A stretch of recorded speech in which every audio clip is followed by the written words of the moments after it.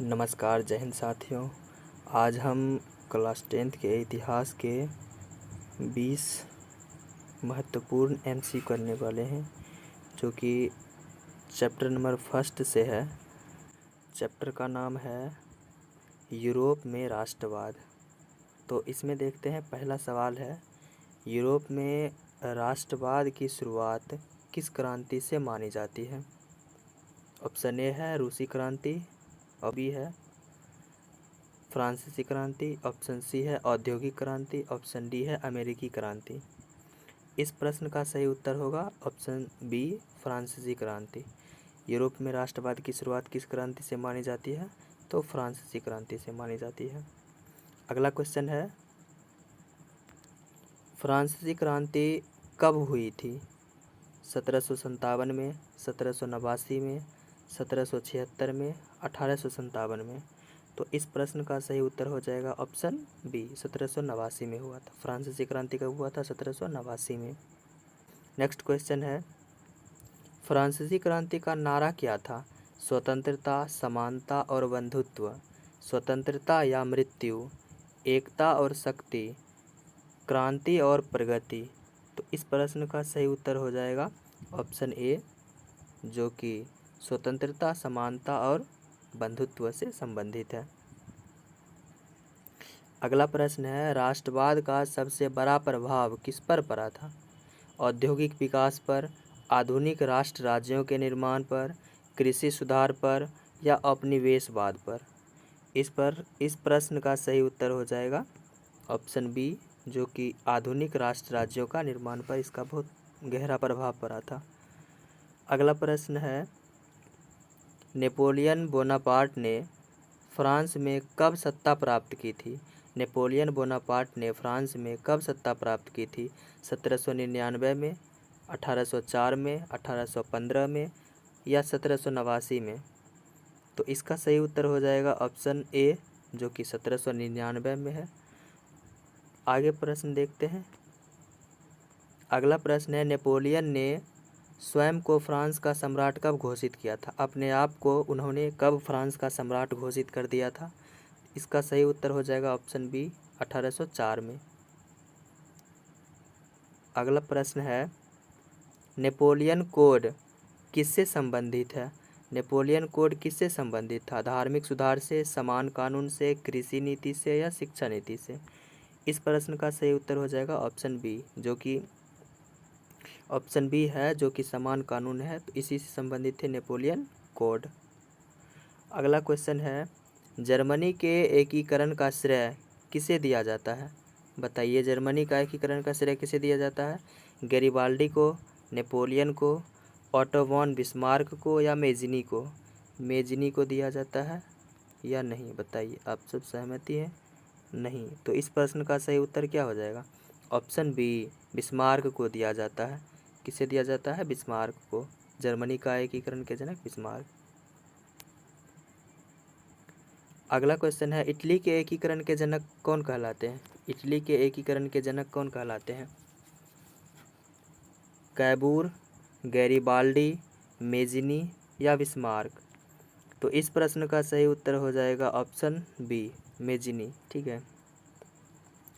अगला प्रश्न देखते हैं, यंग इटली संगठन की स्थापना किसने की थी? यंग इटली संगठन की स्थापना किसने की थी? कैबूर ने, मेजिनी ने, गैरिबाल्डी या बिस्मार्क? इस प्रश्न का उत्तर हो जाएगा यंग इटली, जो मेजिनी ने इसकी स्थापना की थी। और इन्होंने यंग यूरोप की भी स्थापना की थी। किसकी स्थापना की थी? यंग यूरोप की। ये 1831 में किए थे और यंग यूरोप 1832 में किए थे। ठीक है। अगला प्रश्न देखते हैं। अगला प्रश्न क्या है, इटली का एकीकरण किस वर्ष पूरा हुआ था?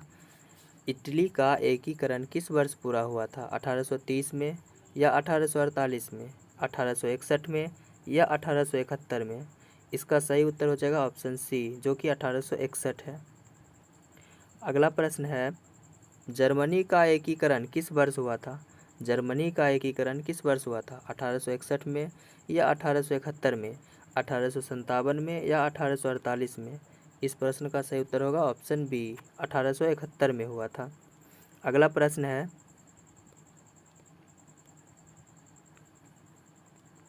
राष्ट्रवाद शब्द किससे जुड़ा है? राष्ट्रवाद शब्द किससे जुड़ा है? जातीयता से, राष्ट्र के प्रति निष्ठा और एकता से, धर्मनिरपेक्षता से या अंतर्राष्ट्रीयता से? तो इस प्रश्न का उत्तर क्या होगा? इस प्रश्न का उत्तर हो जाएगा ऑप्शन बी। ऑप्शन बी राष्ट्र के प्रति निष्ठा और एकता से संबंधित है।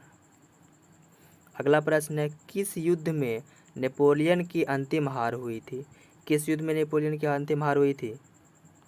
वाटरलू का युद्ध, रूस का युद्ध, इटली का युद्ध या फ्रैंको पर्शियन का युद्ध? मतलब फ्रांस या पर्सा का युद्ध में। बताइए किस में हुआ था? इस प्रश्न का सही उत्तर होगा ऑप्शन ए, वाटरलू के युद्ध में नेपोलियन की प्रथम हार हुई थी, अंतिम हार हुई थी। अगला प्रश्न है, वाटरलू का युद्ध कब हुआ था? बताइए वाटरलू का युद्ध कब हुआ था? ये हुआ था 1815 में हुआ था। कब हुआ था? 1815 में। अगला क्वेश्चन है, इटली के एकीकरण में गैरिबाल्डी का योगदान क्या था? इटली के एकीकरण में गैरिबाल्डी का योगदान क्या था? यंग इटली की स्थापना की थी, सैन्य विजय द्वारा एकीकरण किया था, प्रशासनिक सुधार किए थे या जर्मनी से संधि किए थे? तो इस प्रश्न का उत्तर हो जाएगा, इस प्रश्न का सही उत्तर हो जाएगा आपका सैन्य विजय द्वारा एकीकरण किया था। ठीक। अगला क्वेश्चन है, ऑस्ट्रिया हंगरी किस प्रकार साम्राज्य था? ऑस्ट्रिया हंगरी किस प्रकार का साम्राज्य था? लोकतांत्रिक साम्राज्य या बहुराष्ट्रीय साम्राज्य या साम्यवादी साम्राज्य या उपनिवेशी साम्राज्य? इसका उत्तर हो जाएगा ऑप्शन बी। ऑप्शन बी में क्या है? बहुराष्ट्रीय साम्राज्य। चलिए अगला प्रश्न है, अगला प्रश्न है, फ्रैंको पर्शियन युद्ध किस वर्ष हुआ था? फ्रैंको पर्शियन युद्ध किस वर्ष हुआ था? 1857 में, 1866 में, 1870 या 71 में, 1815 में? इसका सही उत्तर हो जाएगा ऑप्शन सी, जो कि 1870 से 71 में हुआ था। चलिए आज के लास्ट क्वेश्चन देखते हैं, क्या है लास्ट क्वेश्चन। प्रथम विश्व युद्ध का एक प्रमुख कारण क्या था? जो प्रथम विश्व युद्ध हुआ था 1914 से 1918 के बीच में, तो बताइए इसका प्रथम कारण क्या था, मतलब प्रमुख कारण क्या था? साम्राज्यवाद या राष्ट्रवाद, उपनिवेशवाद या समाजवाद? इसका सही उत्तर हो जाएगा ऑप्शन बी, राष्ट्रवाद इसका प्रमुख कारण था।